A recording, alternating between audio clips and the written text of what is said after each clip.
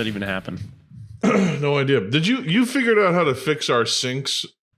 Yeah, so every every 15 minutes or so, I just cut it and then just scoot I scoot both of our audios over just a few clicks.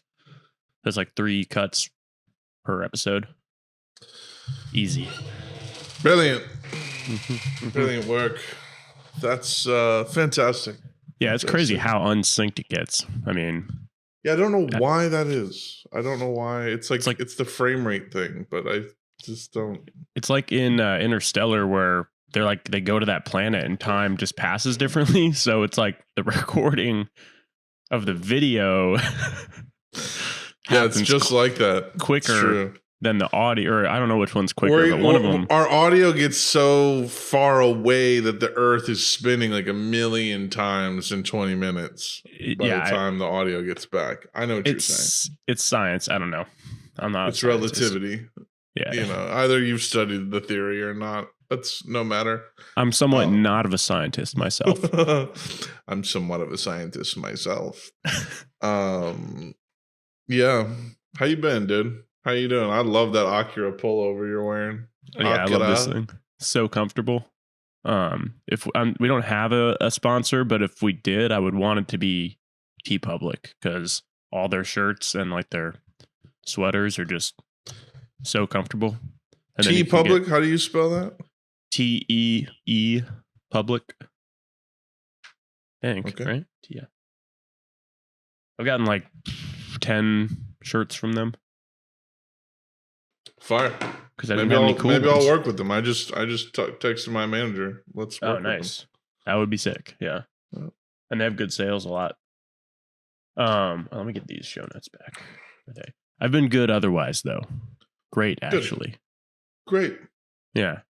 Got a new gym partner, Matt. He's gonna hit the gym with me now. So because my dad, I've been working out with him, and his old bones and his creaky joints are just not. He's not able to lift every day, which we were doing at the beginning, but it's just taking a toll on him. But we still hit it like 3 times a week. And I started playing basketball again. So I'm balling like once or twice a week on the days that he doesn't go. Just trying to like relearn how to dribble with my left hand, which, it's not like I could barely do a left-handed layup, which is it's weird, but working on that. That's fucking fire. Yeah. Fire. I love basketball. So, anything else going on? How's the new job? That's good. Great. I'd have to work on Black Friday, which really sucks, but hopefully it's an online retail, company. So, but I'm hoping that they'll let me work remote from my grandma's house, just through my laptop, because we're going to go there for Thanksgiving. And the address of your grandma's house? That'd be 124. No, I don't even know what it is, to be honest. Negra Arroyo Lane, Albuquerque, New Mexico. Yeah. Yeah. Yes, sir. Cool. Dude, I'm just, every day I wake up and this is really the part of the winter fall season that I like. It's the anticipation of it's the best part. You get through October, there's nothing until the very end, which is Halloween, and you got all that leading up to it, but like it's just like 5 weeks of like the middle of fall, but then once it's November, it's like Thanksgiving's tomorrow, Yeah, it comes so quickly. And then it's like 2 weeks. It feels like 2 weeks later, even though it's like 4 weeks later. It's like Christmas. I cannot wait to come. Yeah. Let me show you what I got. I'll show the folks what I got. Yeah. I mean, this is what gasses me. Gee. Is that we're working with this now. My God. We're working with this, which is big as fuck. I mean, this fits the whole PS5. But yeah. You gonna carry that on? I'll probably, this will probably be my carry-on. And then you get one personal bag. Yeah. You know what I mean? Mm-hmm. And then I'll check my bag wherever. But I mean, it's got premium. Shit. It's literally shaped like a PS5. Oh, yeah. It fits fucking There's a fucking mat. This comes off. Yeah, this comes off. And that goes over it. And there's games you can put your games under it. Oh, And then you put that down. And then you set the PS5 in here. Oh, okay. And then you can put controllers in these slots. What's the skinny one on the bottom? I think that's for cords and shit. For cords. Maybe cords. HDMI right. cords. That makes sense. So yeah, we're gonna set that up and maybe we'll chill and play video games in my basement. Maybe we will. For hours, days, even. Hey, You know what? I'm not saying this. I'll say this euphemistically, so no one knows what I'm talking about. Maybe we'll take and do that.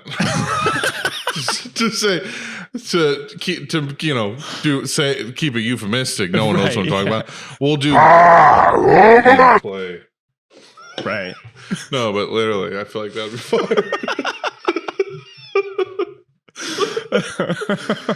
I don't know. Even do you guys want any snacks? And then we're just like playing video games. Yeah, usually when I'm on that, I do not feel like doing anything but listening to music. Right, dancing around. Yeah, mm-hmm. But no, it shall be fun because you have a big TV down there, don't you? Oh yeah, like 65-inch. I think. Yeah. Yeah, it's out of control. I've been playing this game Hitman, which I realized there's 3 next-gen Hitman games, which I kind of didn't realize. Hitman 3, they updated it to be called Hitman World of Assassinations. There was basically a free DLC to Hitman 3 where the whole Hitman 2 and 1 are now part of it. Oh, very nice. But I'm just playing Hitman 1 and it's so cool. It's just a really every mission is its own little sandbox of how to take out the targets. And it's kind of hard. The second mission I'm on is kind of hard. I'm kind of like, whoa, what the fuck? It's a grind to get through this one, but it's so fun because you can just knock people out. You can disguise yourselves as them. You can take their weapons. You can find objects. And then there's all these different opportunities where you overhear something's happening and you realize, oh, if I disguise myself as that person, I could get to here. Or oh, if I poison this dish, I know they're going to eat it, so I can do this and all this shit. So it's like the mission I'm on, you're trying to take out these people in a giant fortified mansion. It's funny you say that because I was about to bring up the only not the only clip, but I saw a clip of the game. I mean, I feel like it was a few months ago, but it was that mission. You're on a cliff edge or something, and you have a sniper, and you're looking down at a giant mansion, and there's a massive, not even a mansion, but a whole ass I'm not on that level yet. This one is a lot of the missions take place on big buildings or mansions or something like that. Where there's a wedding? Bunch of different. No, this one was just a guarded Italian villa that was mansion size on a cliffside. And basically the mission starts when you're reading the newspaper, and you get up and you can't get in dressed how you are, so you go walk down the street and you see that a delivery driver that was supposed to deliver flowers to the famous guy that you're trying to take out hit a biker and can't do it, so you snuff him out, take his disguise, take the flowers, and then walk in, put them on the guy's mother's grave. He goes to weep over the flowers, and then you go rat wire him and then hide his body. So it's okay, not a sniper mission. No, but it's you can do it a bunch of different ways, and it's almost like Left 4 Dead, where it's a bunch of missions that are fixed and linear, or not linear, but they're fixed. But you can have different experiences with them each time you play them. You can approach them differently. There's so. Yeah, That's pretty freaking cool. Yeah, are you bringing that? Oh, it's installed onto the console, my friend. There you go. See, the thing is not only am I bringing the games, but I have a digital catalog, so we can simply download anything. Right. We could play the original Max Payne if we want. We could play Grand Theft Auto Vice City, Grand Theft Auto San Andreas if we wanted. Jesus Christ. How many games would you, if you had to guess, would you say you have on there? 80 something? I don't know. I mean, a lot. It's a lot. Like fucking 50. I don't know. It's a lot of games. Right. It's a lot of games. Dozens and dozens. Yeah, dozens of games. I mean, I think I have both of those like Horizon games. Like I have a bunch. I have a bunch of shit. That's and if we want to play, and guess what? And guess what, dog? And guess what, dog? If we want to play something, Connor will buy it. I'll buy it. I'll just cop it and we'll play it. So we can play whatever. We can literally play whatever you want. Whatever next gen game you feel like playing on the PS5. I got it. Sebastian. Well, maybe you pick a game and I'll get you that as a birthday present or something. Oh, well, I owe you about 5 birthdays before you have to celebrate any of mine. So this is true. This is true. Damn, I gotta poop, but I'm just gonna like thug it out because I'll probably suck it back up in there. Suck that shit right back up into the exhaust port, buddy. But yeah, things are going good, man. I think I'm gonna try and make it go of being a content creator full time. Yeah, I'm gonna because I just tentatively, without jinxing it, the really exciting thing I was telling you about that fell through, which was sus because it seemed perfect for me. But it's like whatever, take the L. Yeah. On the other hand, remember what I told you about, like when I worked with Beats? Yeah. Mm-hmm. Okay, I just landed something that paid the same amount as that. Wow. Yeah. Okay. So I still have to sign the contract and do the video and get the, everything. But like that saved my ass because I was running out of money and don't have a job. But it was like out of nowhere that I got it. And I was like, oh, fuck. Like, because my girlfriend wisely is always like, you could do this for a living. You should try it. Yeah. And I'm just like, I'm terrible at monetizing. I'm not good at outcomes when it comes to selling. I'm good at going through the motions, but I'm not good at like finding the actual bites. I'm good at everything else. Like it's like I'm not going to get into all of it, but basically I'm just saying like I'm not good at a lot of normal business shit because my mind is so bored by money and long-term gratification shit where it's like, oh, if you make fucking 60 phone calls, maybe one person will pick up because immediately my mind just goes to just get 60 dials into any number. Doesn't matter. It's like I'm just, and in general, I'm just so bored and clueless when it comes to monetizing myself. But I have people that can manage me in my corner now. And I'm yapping my head off about this. I'm sorry. I didn't mean to divert so much into this, but I wanted to, the reason I say that is because then it would free me up if I did that to do way more stuff and come into town more often and all kinds of shit. So it would be cool to, and also it would free me to do auditions and be an actor and all kinds of shit. So gonna make a push to do that. But for now, I'm saved for the next couple months. Now, when you say the thing fell through, are you talking about the more job type thing or the thespian endeavor? Both actually fell through, unfortunately. Damn. Yeah, it was brutal. It was a bummer. So this was like a W that really made me happy, That's good. So anyways. Yeah. It would just be cool to get this. I want to work a lot more with brands and things like that. yeah. So Yeah, I mean, you have got a million. So, and there's people with less that make that do it a living off of it. So I'm like, yeah. Yeah. Dude, there's dudes with like 100,000 YouTube subscribers that make a living off YouTube, you know? Yeah, I would very much like to do that. And also, I've done enough gigs where I know I could do this easy. 100%. It's not an issue. It's so easy to do shit when you're getting paid right. Yeah.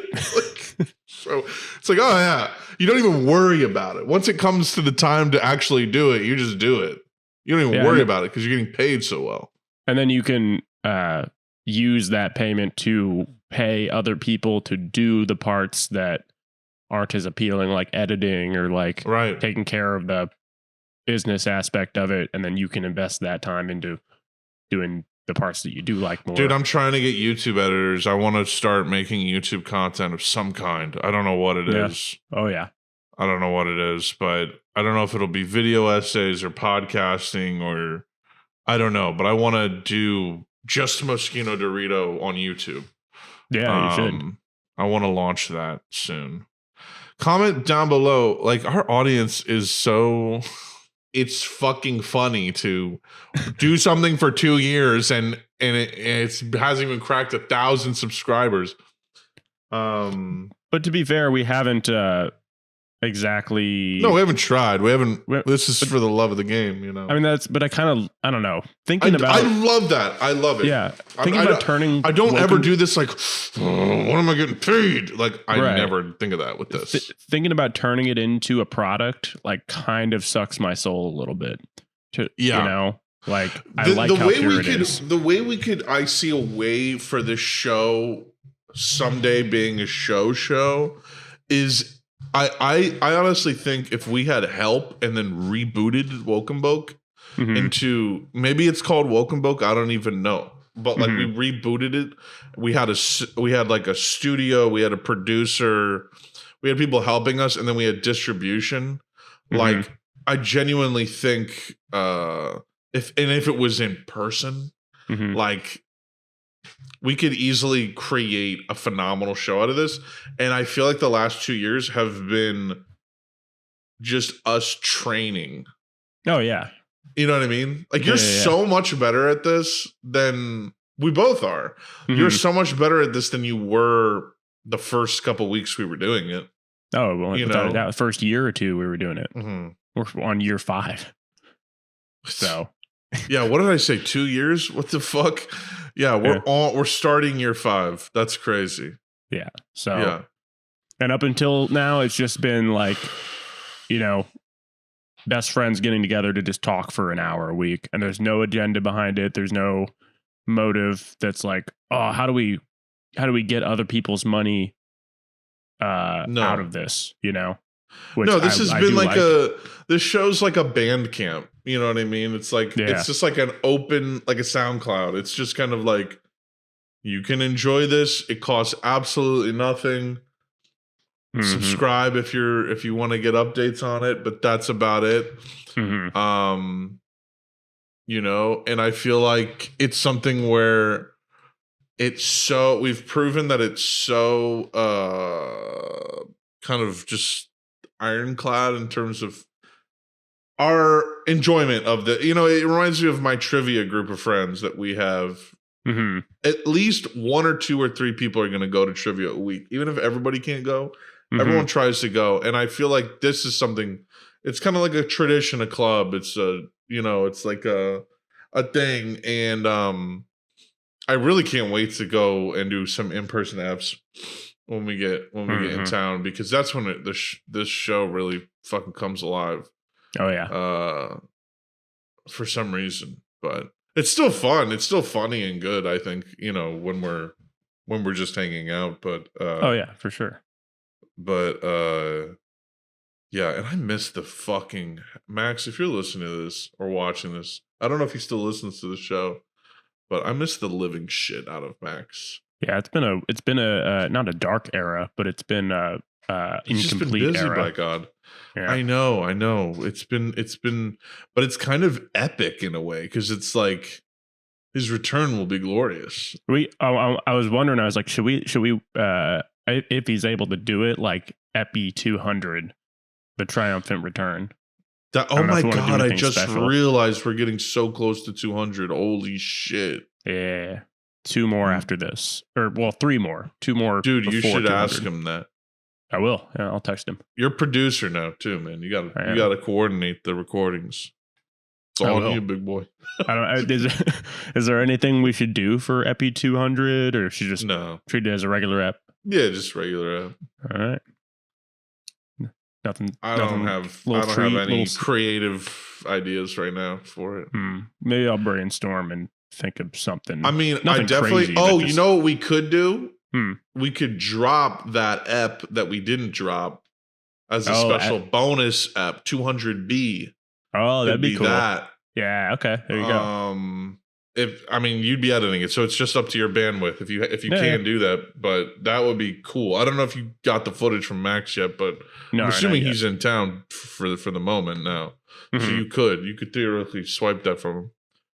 Yes, sir. Yeah, that'd be a good one. Just dropping 2 eps for 200. Because that one was good. That was an in-person app. That was fucking funny, dude. We were fucking dying. Studio, honestly. I actually can't wait because I haven't. It's rare we get to like record an in-person app and forget it and come back like 3 months later. And the people are gonna like that one. We got to record. I want to record as much as possible this break. Yeah. Like I really want to like record like every day if we fucking can. Yeah, I think we could. Yeah. We can do multiple locations. Maybe one here, one at Diane's, one at the studio. You know. I gotta like also not be fried all day. Right. Oh yeah, we should that way we have so tired so early.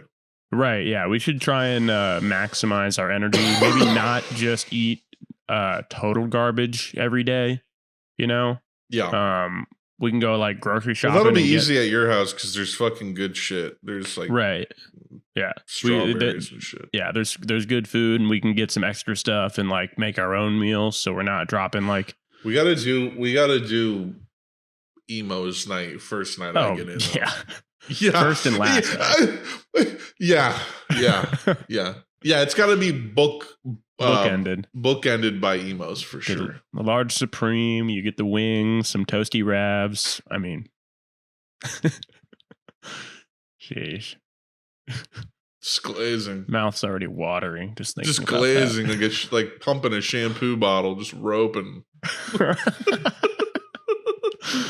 Just hearty oatmeal just rope. Snakes of white gushy rope. Yeah, hearthy Quaker Oats oatmeal. Like when you're going and then you just thick navel knot ropes. When you're going and it's about to happen and then you just stop and hold it there. You stick your thumb into your hold it for like a good 3 seconds and then you go. Yeah, because that's how coming works. Yeah. Stopping it makes you come harder. It like builds it up. Like a cork in a hole in a wall. Right. Oh, it's so funny. Yeah. God, emos is so good. I don't know how people don't like it. It's insane. I don't know. I mean, they're like Provel cheese. And I'm like the best bitch, part? I was eating Lunchables. Like, I don't give a fuck. Like, right. You're going to be picky about a type of cheese? I was like wanting Lunchables instead of a sandwich for lunch as a child. Like, why would I not like this?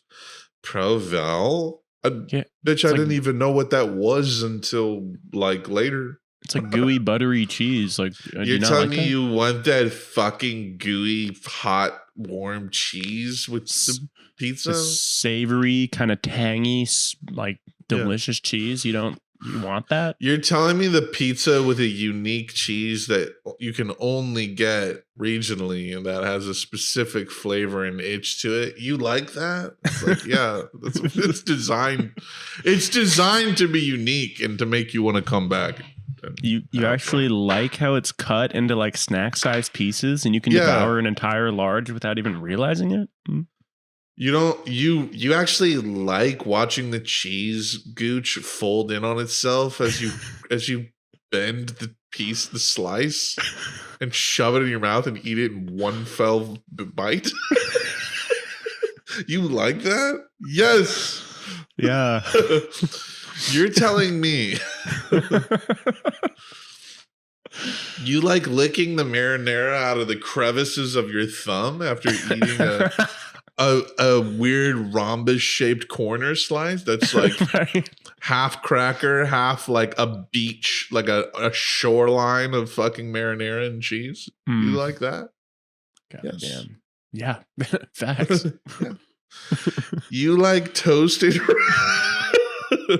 the toasted, who the fuck could eat a toasted Rav and be like, it's okay. Like, blood, kill yourself. Like, actually take a gun and blow your own head off. Like, don't tell me toasted Ravs are mid.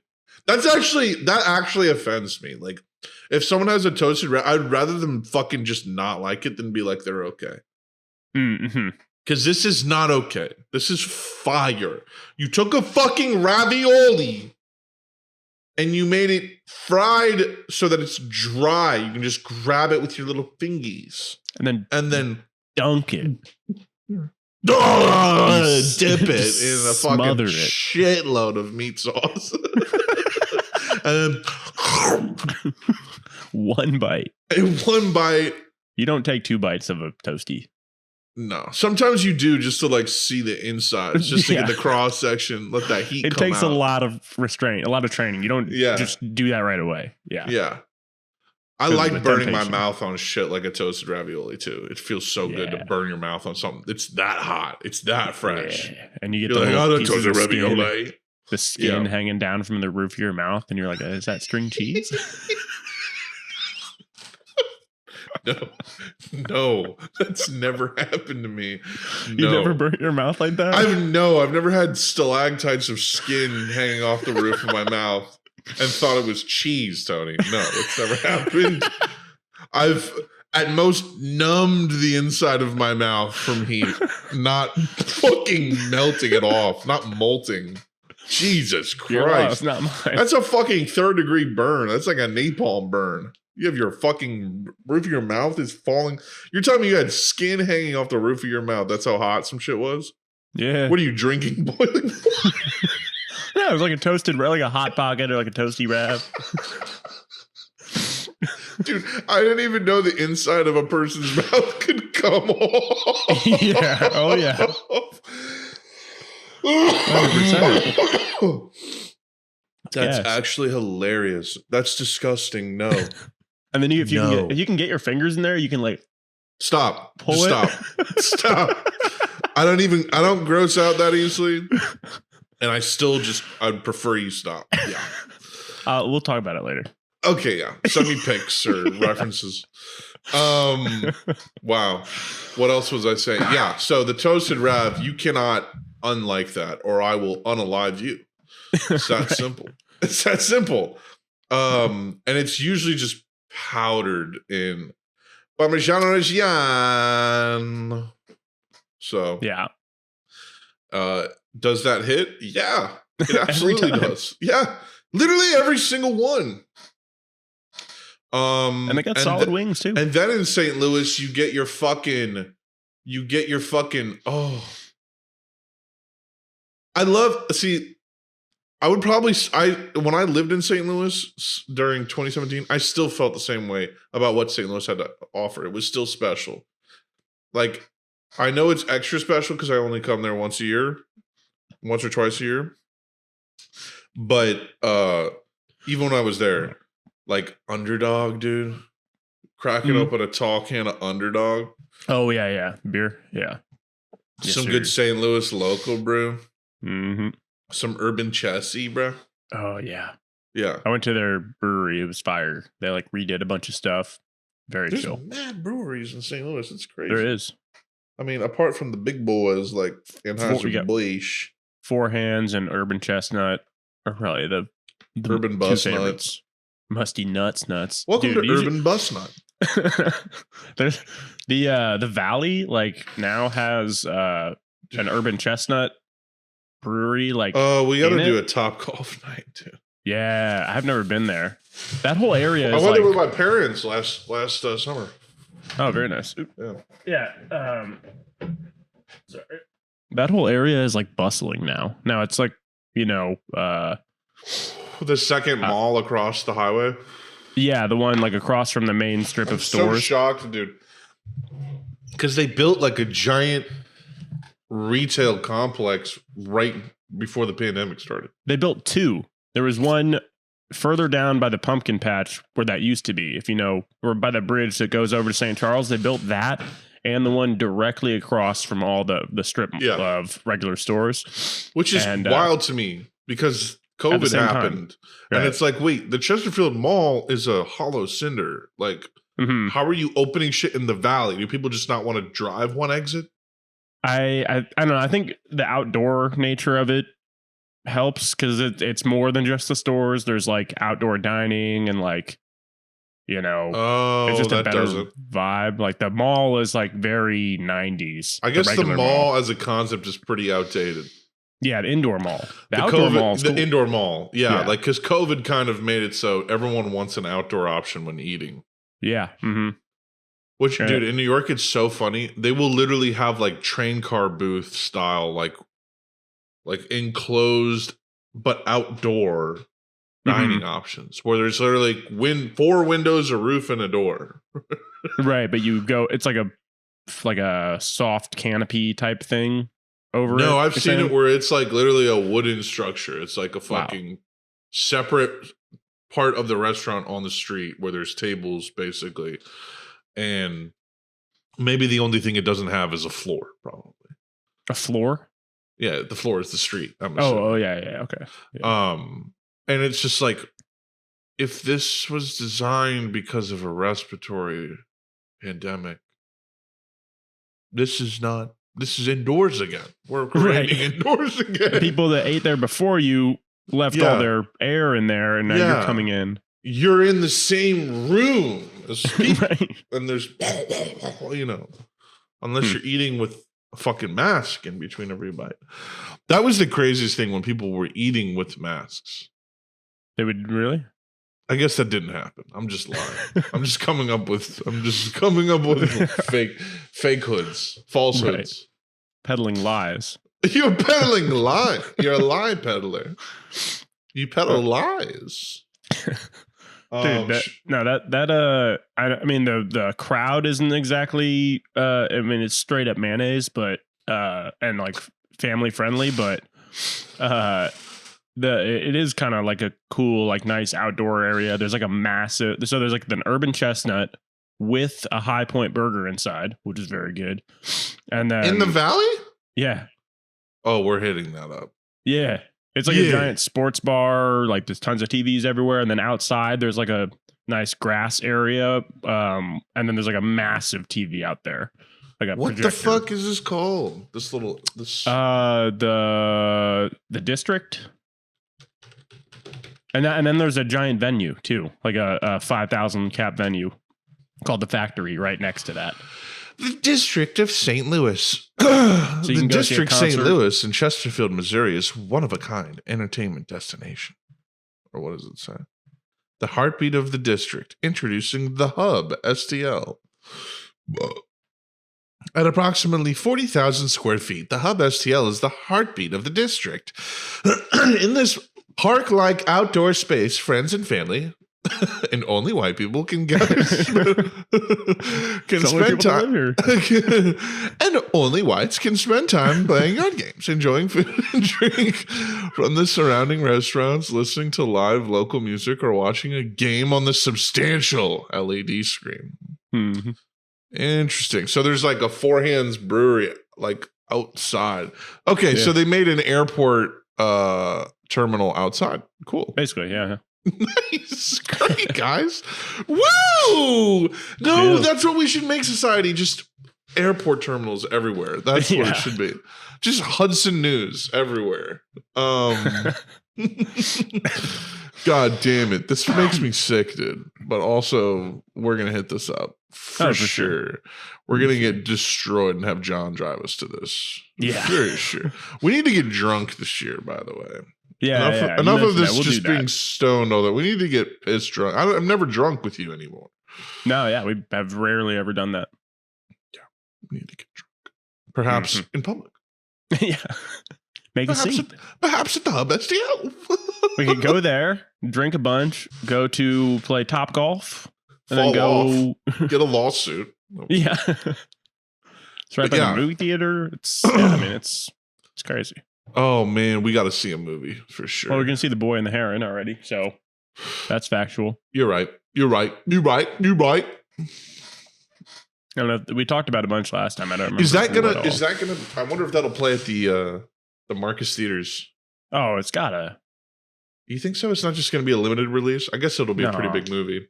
Yeah, it's Ghibli, and I wonder if we'll be able to see a poster. Japanese language screening of it. I'd take either, but yeah, I'll take either. But because I know there's a pretty cool cast. Yeah, it's a huge name cast, and I think I saw a poster for it when I went to see the creator. So, yeah, we should be good.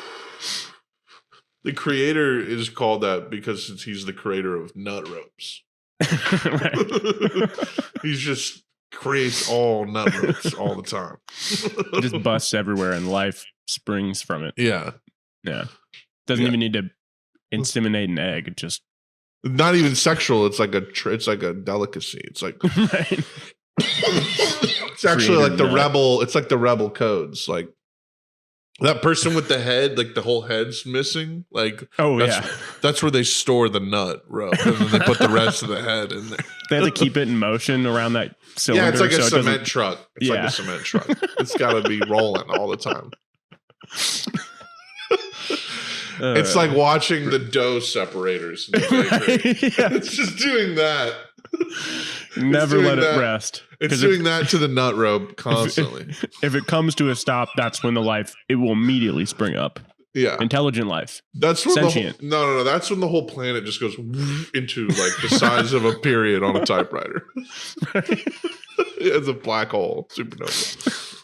If the nut rope doesn't stop moving. Yeah. Creates a singularity. Yeah. Nut singularity. You said that we would create a chain reaction that would end the world. With your nut. With the nut rope theory, Mr. Oppenheimer. Yes, crazy. Yes, I believe we already have. You just texted us the entire Oppenheimer movie posted to Twitter. Yeah, I mean, it was public. I just came across it. It was just like, fuck it, Oppenheimer. And I skipped through it, and it was like top quality. Like, it was like a 4K rip of the movie. It was crazy. I just pressed to the middle of the movie. First press, it just goes straight to Florence Pugh boob. And I was like, wow. I was like, it's like, there's a God. Wow. Thank you. Thank you for today. I needed that. For today. For now. Thank you for another day. Can you give me one more day? That was tight. Yeah, it's crazy how fast it loaded too. Like it loaded. Yeah. It's like it was just crazy. Yeah. Ridiculous. I wonder if that's, do you think it's still up or is it just, I mean, when I had seen it, it had only been up for like 57 minutes. So I doubt it's still up. Although who knows? But I doubt it. You have the entirety of Oppenheimer on Twitter. Though Twitter is such a cesspool. Who knows? Because there's just full on Nazis and Klan members and shit on Twitter. Right. It's like a place you go to just try and hand people L's if they don't agree with you. Yeah, like it's the Wild West. It's a vicious place. You don't go there to talk about like complex issues. You go there to find people that disagree with you on those complex issues and tell them that they're, stupid or, misogynist or woke or whatever, from either side. Like, yeah, it's like, it's just a giant discourse. A lot of these apps, there's just constantly a conversation. taking place. It's just it takes place in its own way. Like I think there's But good and bad things about it. It's definitely not ideal. It's not the ideal setup at all. But I think it's just the mindset of people on there. Like they're like, okay, well, I have a certain amount of characters I can use. How can I make this person feel as stupid as I possibly can in this few letters, versus saying, hey, I think you're misguided on this issue. Here's why. Here's, something you can read that maybe will change your perspective. It's more just like, no, you're a fucking retard. Pardon my French, but like people say worse stuff like that. But no, I think there's definitely some times where that's very true. Like I think some people definitely have an inclination towards just being like that all the time. I think you could, dopamine. I think you could argue there's a certain negativity incentive built into the design of the app. But I also think a lot of just these apps in general, where the point is engagement, very rarely is the shortest path to engagement posting something that everyone likes. Because if someone could figure out how to post something that everyone likes, they would fucking just do it. Because that's a giant value metric in this world is, do people like this thing? Because then that can convert to sales and attention and etc. Very rarely is that done by like what people like or like good content for at least the uncreative like majority of people that want to create content but maybe they're not creative. For that demographic, it's very rare that they can come up with something actually good. So the jump is straight to like things that people don't like, because then that drives engagement too. So it's like, I also think that there's a large degree of,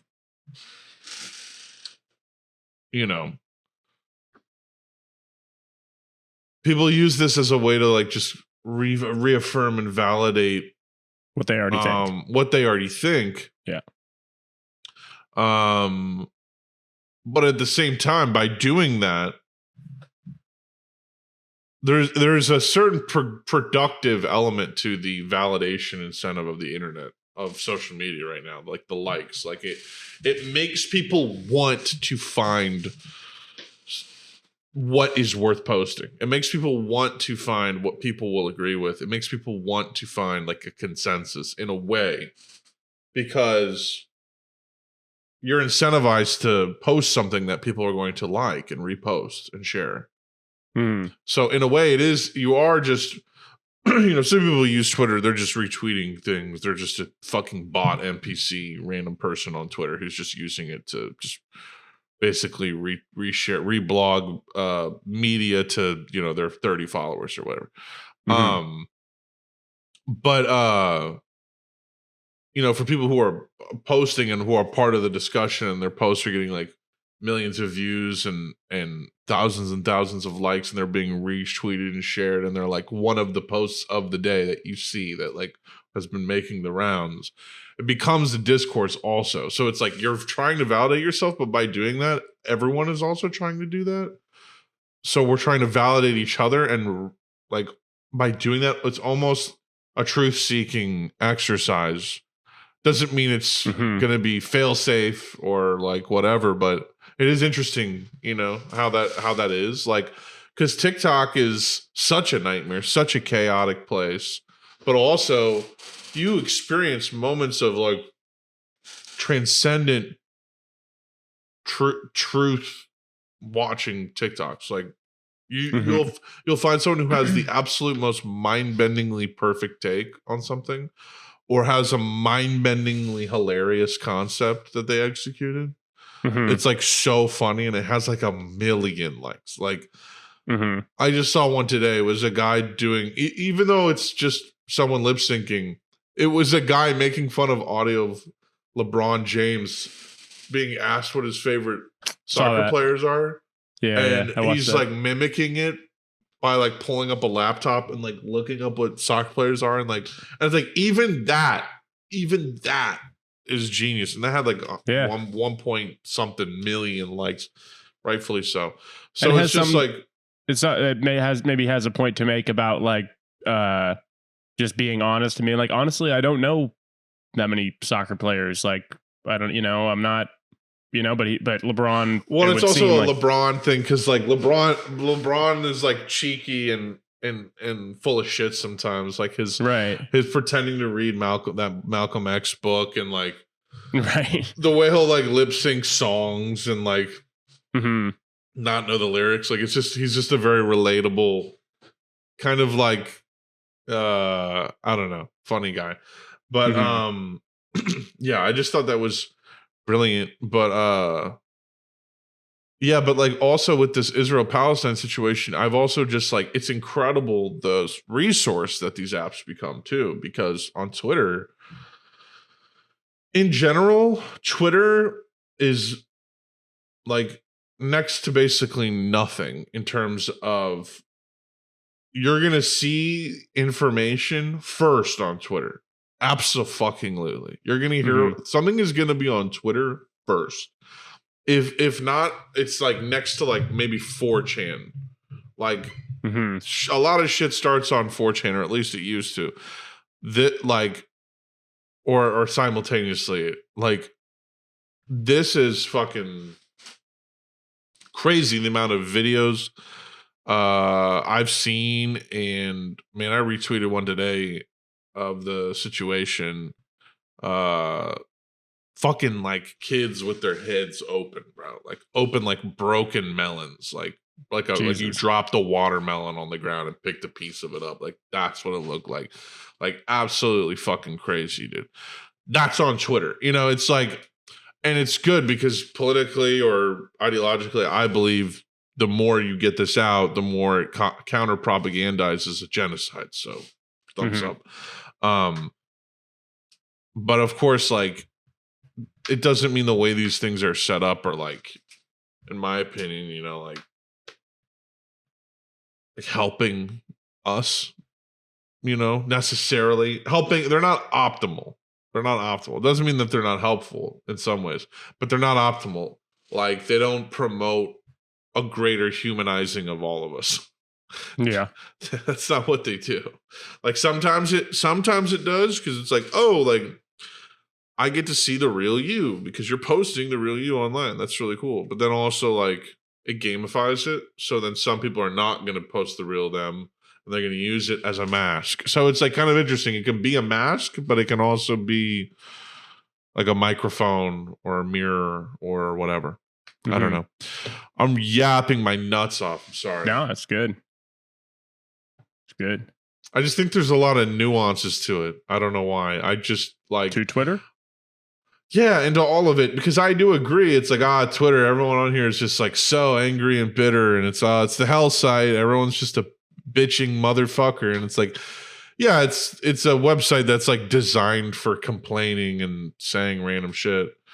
Well, when it comes to something like the Israel-Palestine conflict or something like that, and someone such as yourself that is like speaking out against war crimes and stuff like that, and then you have people that are I stand with Israel, et cetera, that I think where a lot of people sort of are misguided in trying to talk to those people that have the opposite belief as you is people jump straight to just calling them names, calling them stupid, when most likely those people are not that informed. Maybe they are informed, but the way to come to an understanding, or maybe to get them to see your viewpoint, is to, if you just jump to insulting them or saying that they're bad people or etc., like that's only going to drive them further away. And I know it's really hard to not come at a person when you think what they're saying is just absolutely stupid or blind or anything like that, but it's just the truth that coming at someone with negativity is not going to get them to ever come to your side of understanding the issue. You know, you have to bite the bullet and come at them with love and respect and say, hey, look, I think you're very misguided on this. You know, maybe here's, you know, something you can read or watch or something, just view it or read it and let me know what you think about it, you know, versus you're stupid. You're siding with people that are committing genocide because they don't see it that way. And you're telling them such an extreme thing about this that they're just like, well, that's just insane. That's obviously not what's happening, when maybe it really is, or, you know, it actually is in this case. So, and that's like the type of discourse that the only type that I see on Twitter. So, and yeah, elsewhere. no, I think ultimately that is the nature of the website is, it's not like a constructive dialogical sort of like organizing website. It doesn't like promote like a good faith debate amongst people at all. No. Yeah. It's a hyper information highway. It's like if you're into something, you'll get information on that extremely quickly, and you'll have many people around you very quickly that are also into that very niche thing immediately. And so it's like it is so good for, if you already agree with something or are already into something, this is going to feed you that, you know. But it's really crazy because the For You page, they've split it up into following and For You. I think Elon Musk, or maybe it was before him, but I think it was after him, added like a For You page, which is just a discover page, basically, an explore page. And it has fed me Zionist and reactionary shit so much. Racist shit, misogynistic shit, so much shit of people, accounts I don't follow.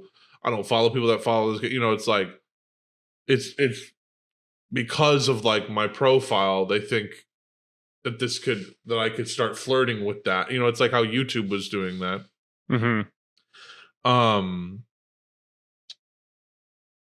So I think that's another like engagement thing where it's just trying to get things you don't agree with in front of your face, or things that are things that, you know, kind of appeal to your rudest sensibilities, like calling someone fat or stupid or making fun of disabled people or something. Like it's either trying to piss you off or like win you over.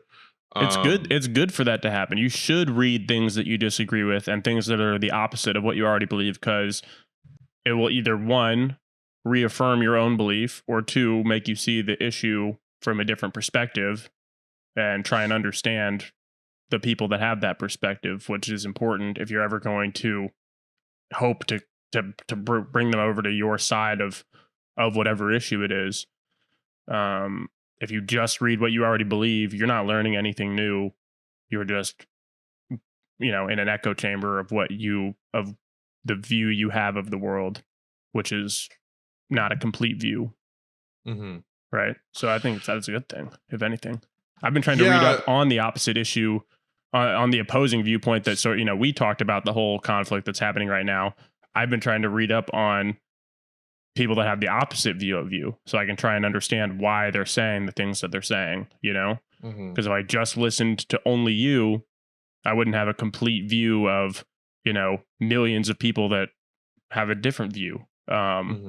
And yeah, I don't think that's a good way to go about understanding anything. Yeah, no, I think that's it's true. I just liked how that wrapped up. It was good. Yeah, no, respect. Respect. I think for me, I think in general, there's a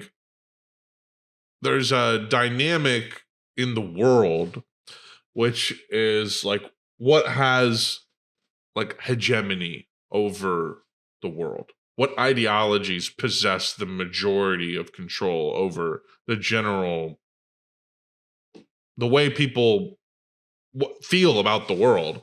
And Zionism and pro-Israel and colonialism and imperialism and manifest destiny and all these things, the powers that be have made it such that that is the hegemony, that is the status quo, is supporting Israel. Status quo is supporting America, is supporting your country, is nationalism. That's the status quo.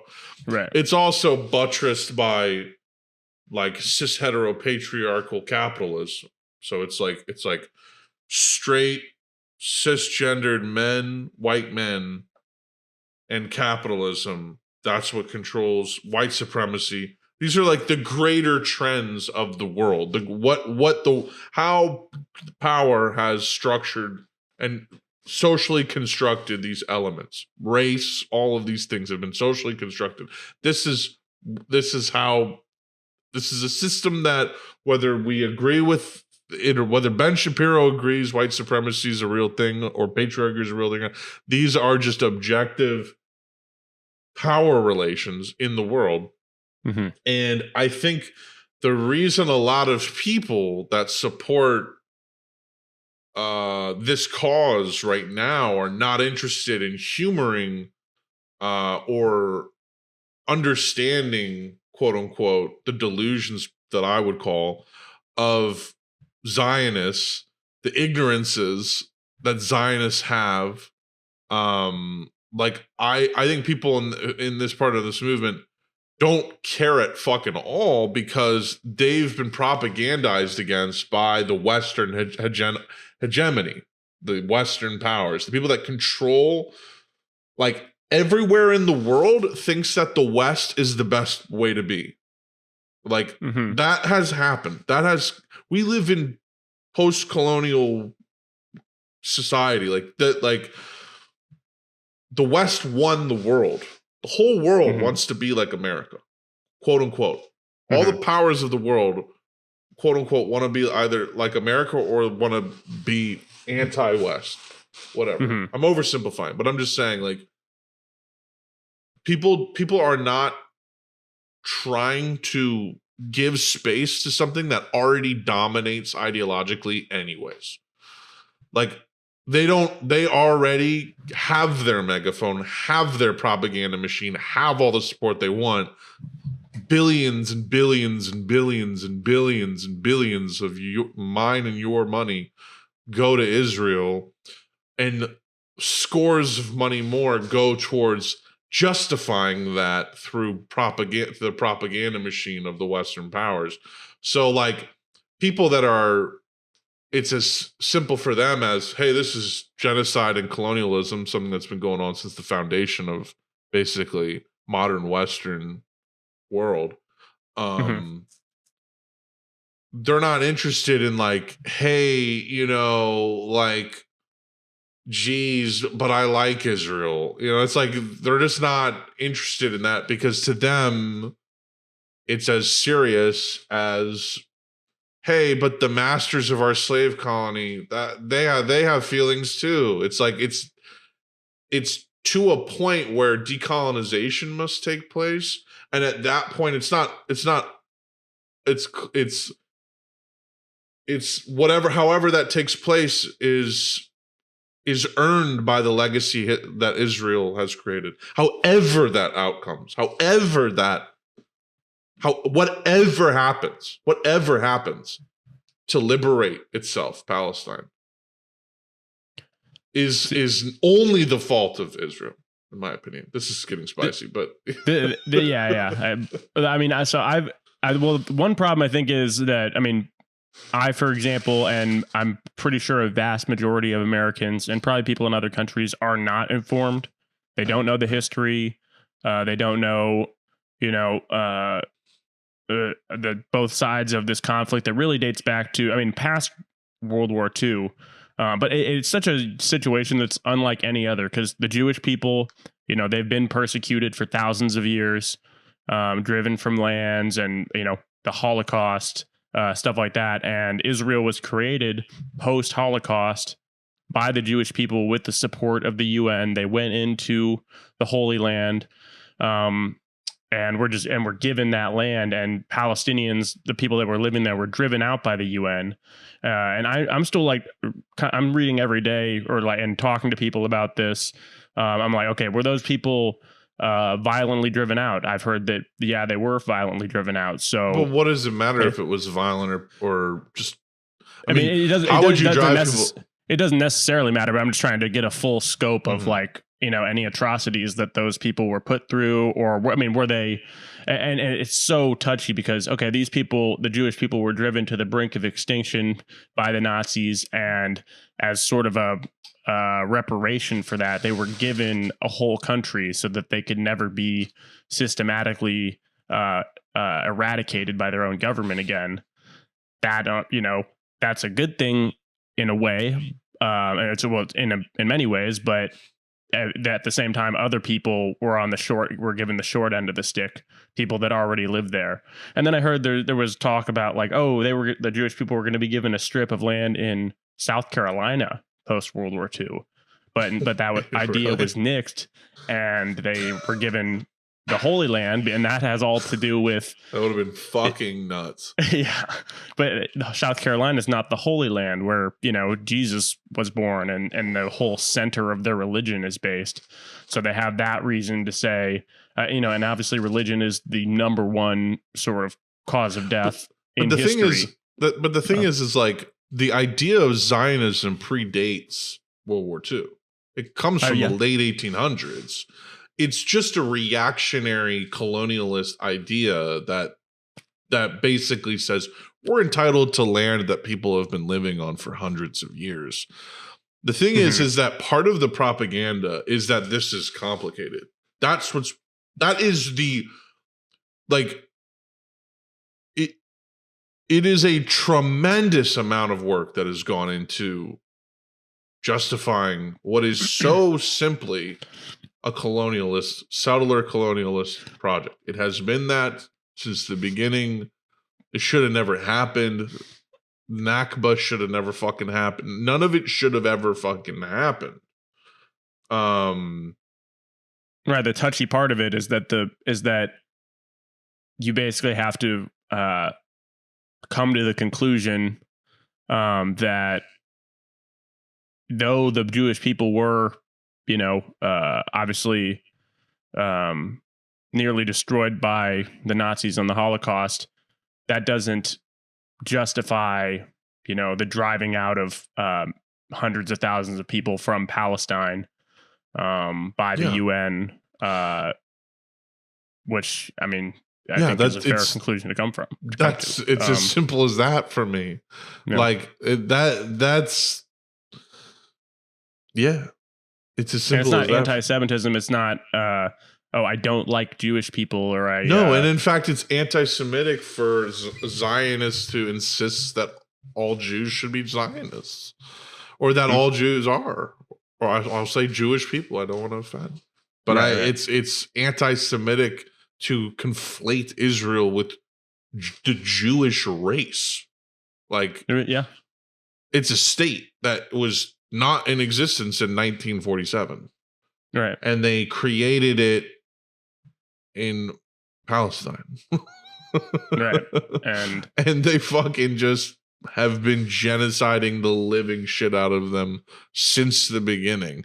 I mean, to be fair, and that's not to justify the colonialism or the driving out of the Palestinian people, but Israel, from their perspective, have been targeted, for thousands of years. They move in there justly or unjustly. Obviously we have our opinion on it, but they've been, they were attacked by all the neighboring countries, and now there was like arguments that I don't know if you've heard of the 6-Day War, but no, it's so when all the neighboring countries were like, go fuck yourself, because they weren't allowed. That was a land grab. It was illegal. Like, it was bullshit that they did that. The UN just said, we're gonna do this, and so naturally all of the neighboring countries were like, fuck this, fuck you. Right. And I'm sure there's more geopolitical like ups and downs to it. I'm sure there were people. I mean, it's also in a. You cannot separate this from capitalism. It's completely, all of this is due to resource location. Right, the U.S. or the UN wanting a foothold Oil in the Middle East, and fucking the having a base near fucking all the countries we want to bomb the fuck out of and invade. It's just another. It's just colonialism, imperialism. 2.0, 3.0. It's all it is. It's the same. It's the different looking chip, same classic flavor. I mean, it's brand new look, same classic flavor. The flavor you remember and love of colonialism. It's just, they probably have killed 15 to 20 at this point thousand Palestinians. I mean, last week it was like 12. They bomb like hundreds of people every day. It's probably up to the 15 plus range now. Innocent, mostly children. Half the population is 18 because they've been trimming the grass for so long. Like they've been literally intentionally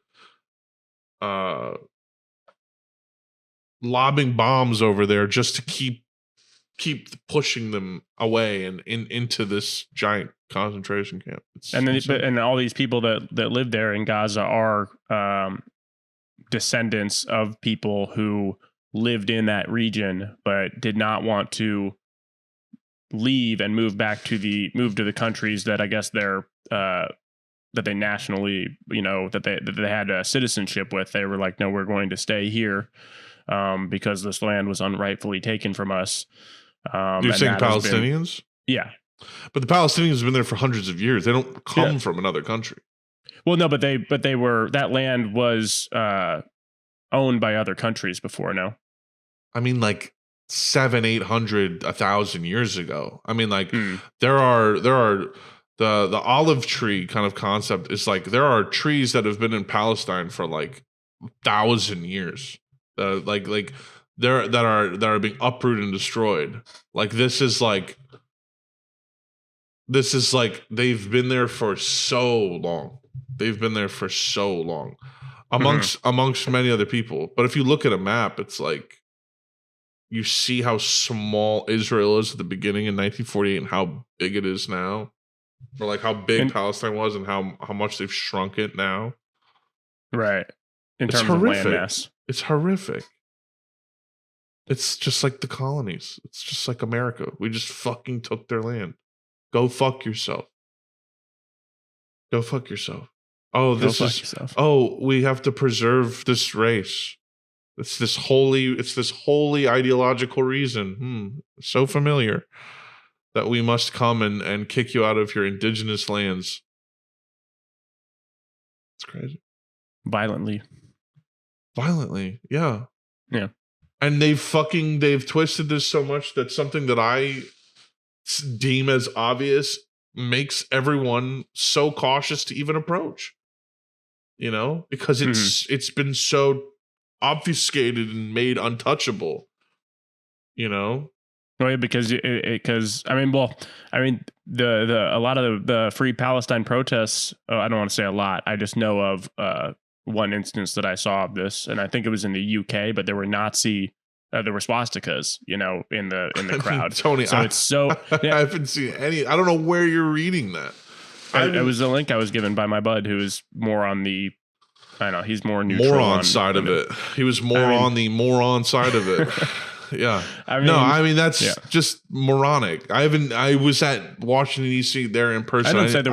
Not in Washington. I think this is in Europe where there's probably a heavier presence of neo-Nazis, I would think. I mean, I have not seen one video of that.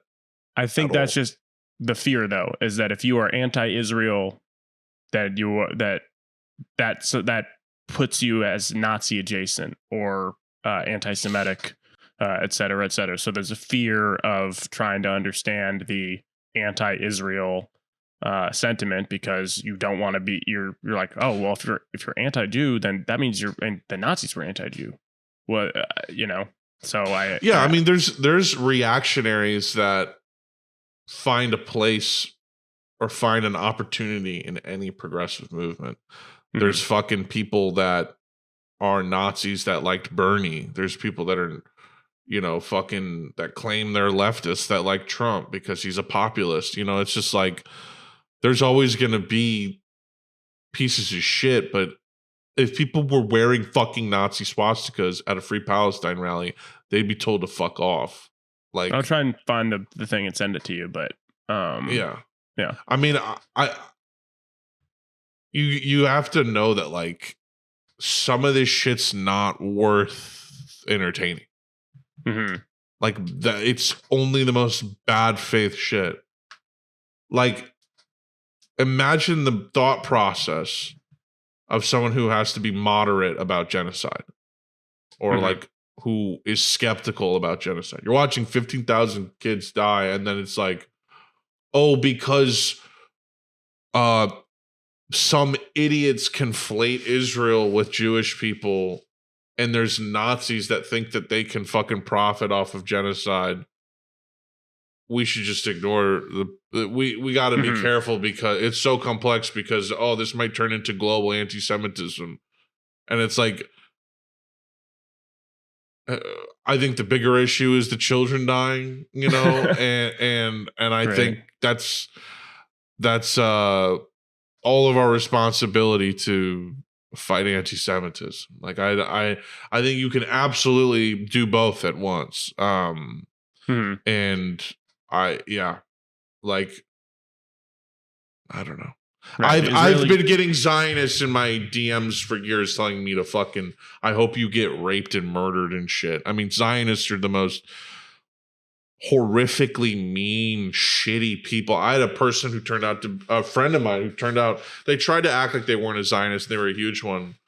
Called me a dumb extremist and like a rabid anti-Semite. Go fuck yourself. Like, Right. yeah, it's like, if you think the Save the Children of Palestine side is nasty, you're being fed bullshit. You know what I mean? I do. Yeah. Trust me. Yeah, No, it sucks that or I think I messaged you that, but it's just like, it sucks that it's so easy for them to, while your concern is, hey, there are innocent children getting their heads blown off by bombs while they're in, the house that they live in.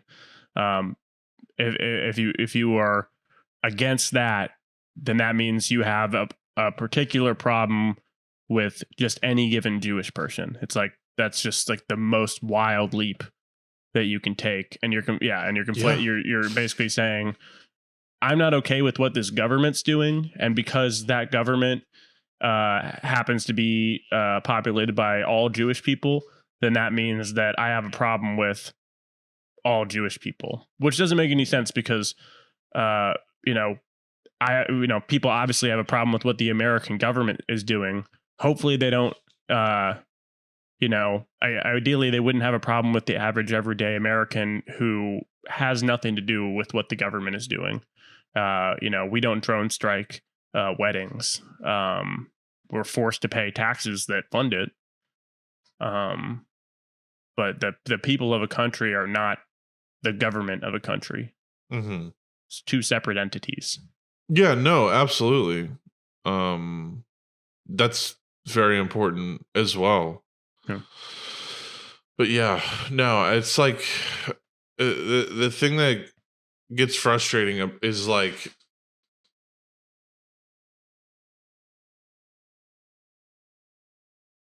the actions of the people who are literally fighting just to survive are met with such scrutiny and criticism.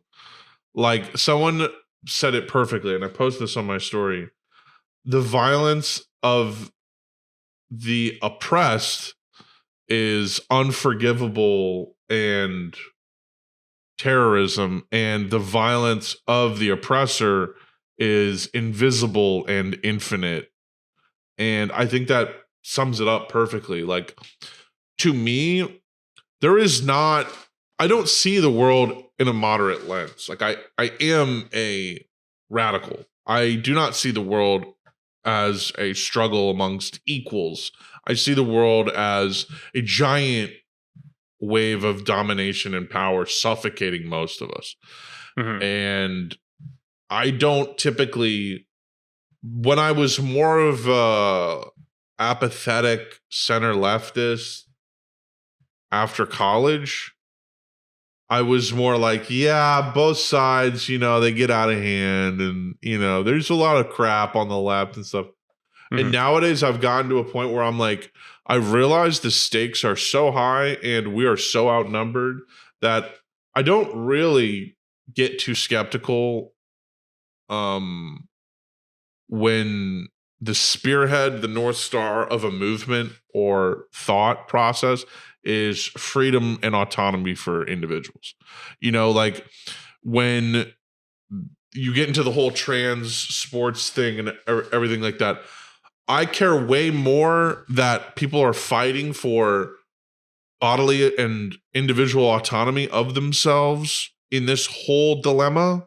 And we're fighting for every single variation of humanity, however it comes to be, as long as it's not hurting anyone, is respected and given dignity and a chance at a human life, fulfilling human life.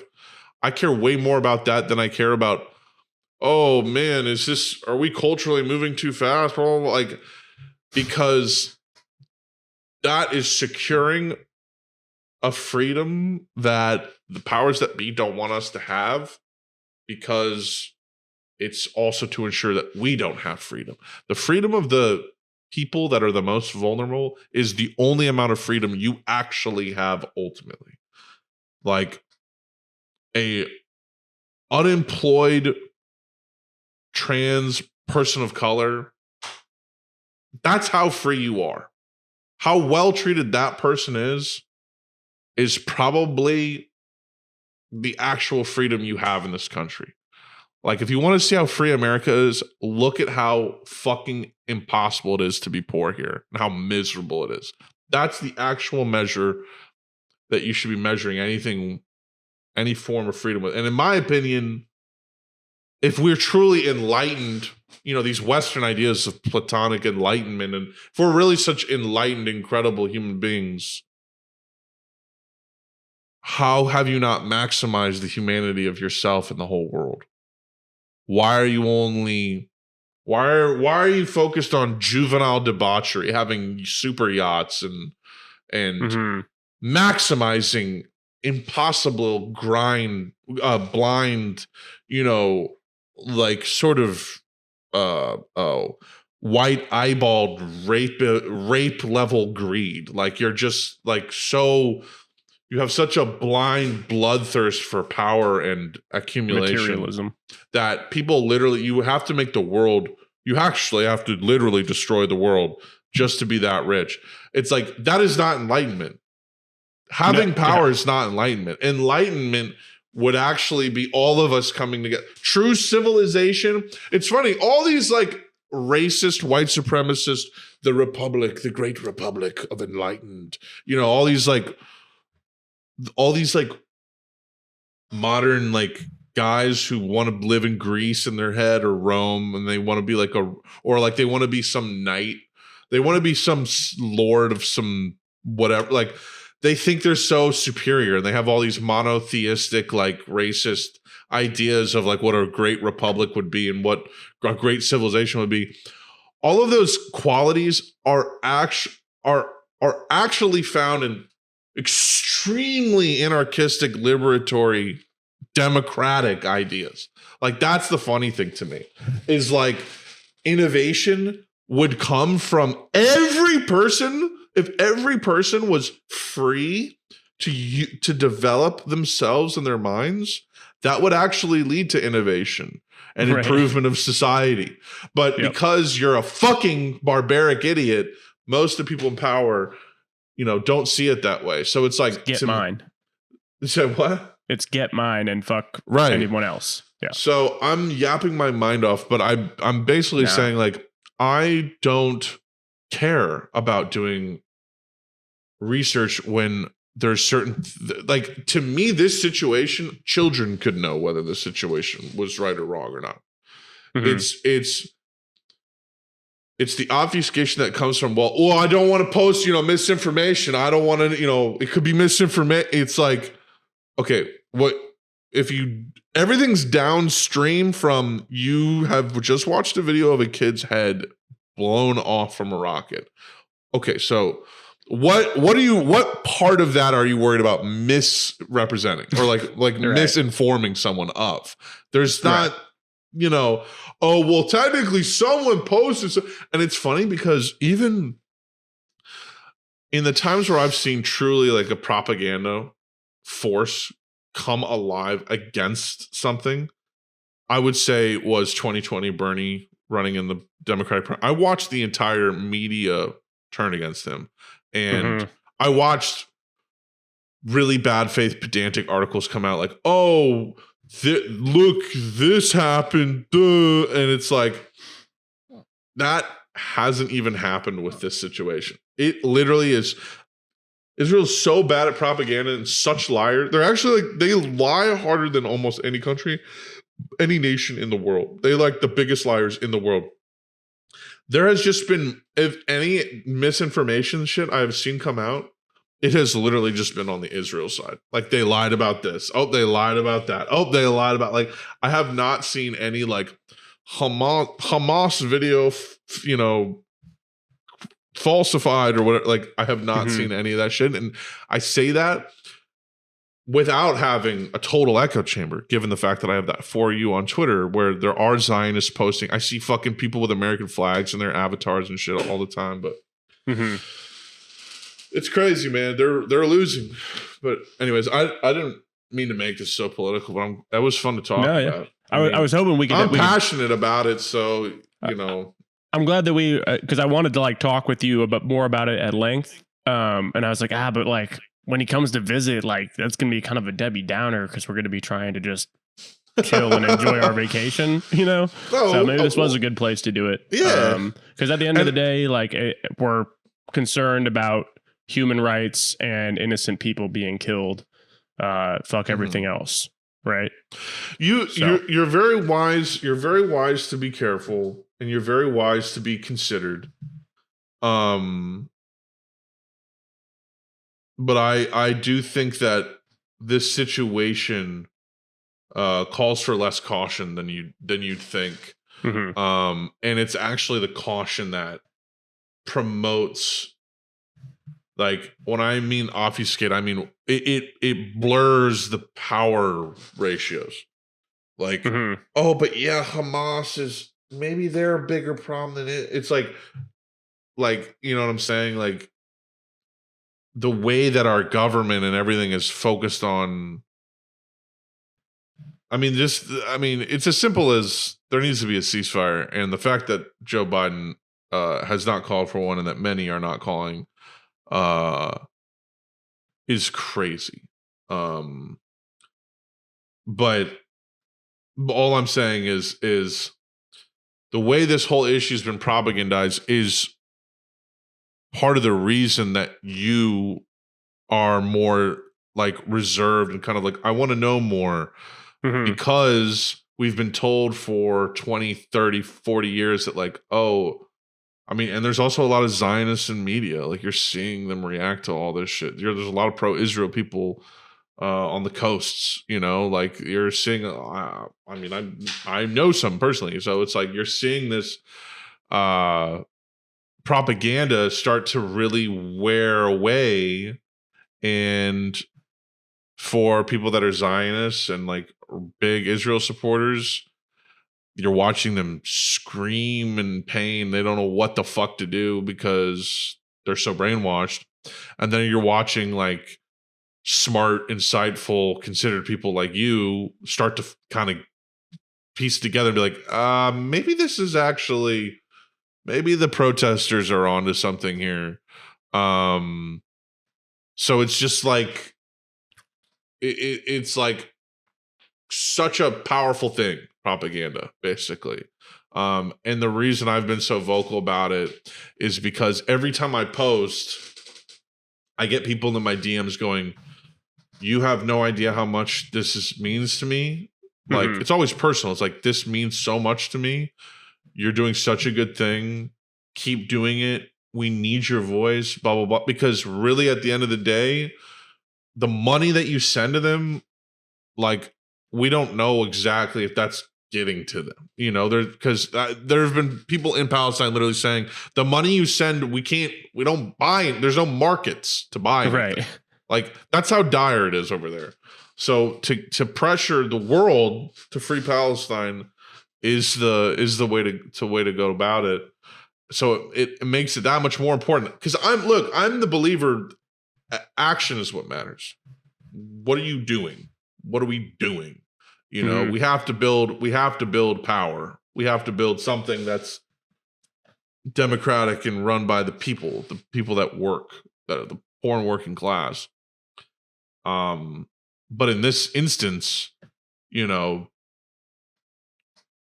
even just posting about it does do something.